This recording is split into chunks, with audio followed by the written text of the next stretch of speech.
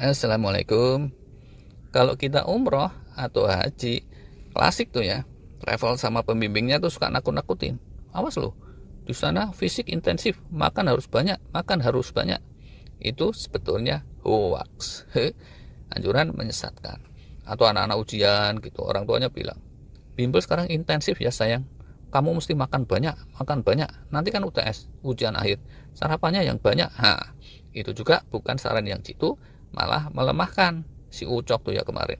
Habis sarapan dibanyakin, di tengah-tengah ujian malah kebelet repot kan urusannya. Mending kalau lancar, keras kalian merongkol setengah mejen. Walah, kok malah membahas yang itu. Saran-saran seperti itu mitos. Hati kecil kita udah pada tahu nih semuanya. Emang kalau sarapan dibanyakin terus ngerjain ujian jadi lebih lancar? No, enggak kan ya. Kalau makan 2-3 hari sebelumnya dibanyakin, terus tanding olahraga, emang mainnya jadi lebih skillful? Sama sekali enggak. Kalian udah pada tahu. Jadi nggak perlu lagi bukti yang macam-macam, yang komprehensif. Yuk sekarang kita bahas logika ilmiahnya saja. Mobil balap gitu ya. Kalau mau menangan, lincah di tikungan atau segala macam, kalian pikir deh, apa bensinnya mesti dibanyakin? Terus dia diisi 1000 liter gitu, malah kalah telak tuh kalau gendongannya dibanyakin gitu. Yang juara-juara itu biasanya malah dipretelin, panel-panelnya dilepasin, jok-joknya aja juga dilepasin, disisain satu lah ya buat sopir. Kalau yang nyopir malah disuruh jongkok, ntar spirit lagi berapi. Tubuh kita juga seperti itu.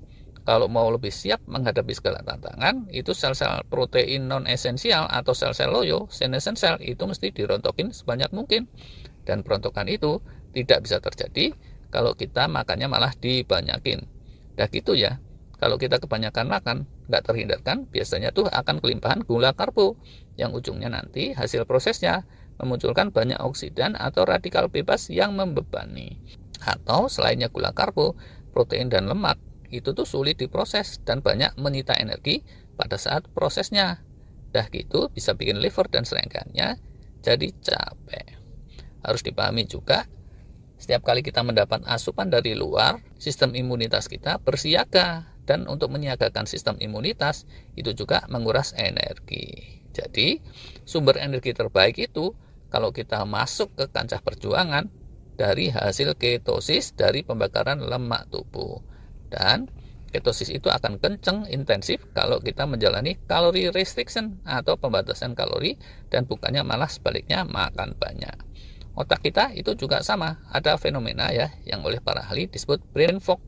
Otak tidak pening, buram, serasa diselimuti kabut, disebabkan karena sel-sel pengganggunya tidak dirontokin dan atau sekelilingnya tidak kondusif. Dan otak itu bakal lebih pening kalau kita jalanin kalori restriction juga. Nah, secara spiritual gitu ya, insting dasar manusia juga menurut teori evolusi idem dito. Daya juangnya akan jauh berlipat ganda saat perutnya kosong. Nah, kalau perut kosong daya juangnya lemah juga, spesies kita tuh cepat punah, cepat mati. Nyatanya manusia malah tambah banyak. Spiritual kita juga lebih bagus kalau kita fasting puasa dibandingkan saat kita makan sepuasnya. Jadi kesimpulannya, kalau kalian umroh atau haji, porsi makan mestinya justru dikecilkan, bukan dibanyakin. Syukur-syukur intermittent fasting aja sekalian, itu malah lebih kuat secara lahir batin. Kalau kalian mau ujian gitu yang menguras otak, porsi makan juga dikecilkan. Jalanilah kalori restriction atau intermittent fasting atau cara lain seperti yang sering kita ulas, dan bukannya porsi makan malah ditambah. Kalau kalian mau tanding olahraga atau mau berjuang mudik jarak jauh atau mesti berjuang apa gitu, asupan gula, karbo, protein, lemak, yang terbaik itu dibatasi atau bahkan dijajal aja puasa intermittent fasting sekalian. Itu akan bikin kalian cenderung lebih prima. Rasulullah dan pasukannya itu sering banget menang perang dengan perut kosong, dan gak pernah diriwayatkan beliau maju perang dalam keadaan perut kekenyangan. Kalau kalian bersin-bersin atau apa gitu berasa kayak mau sakit, supaya daya tahan tubuh menjadi lebih kuat, obatnya kalori restriction juga, jangan malah makan banyak.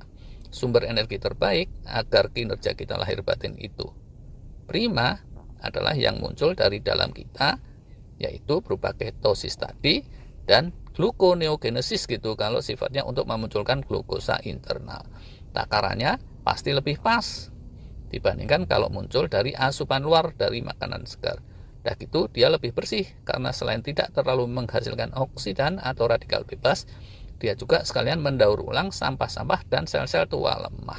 Dah gitu dia tidak terlalu memicu antibodi daya imun. Jadi makan banyak tuh mestinya kapan dong?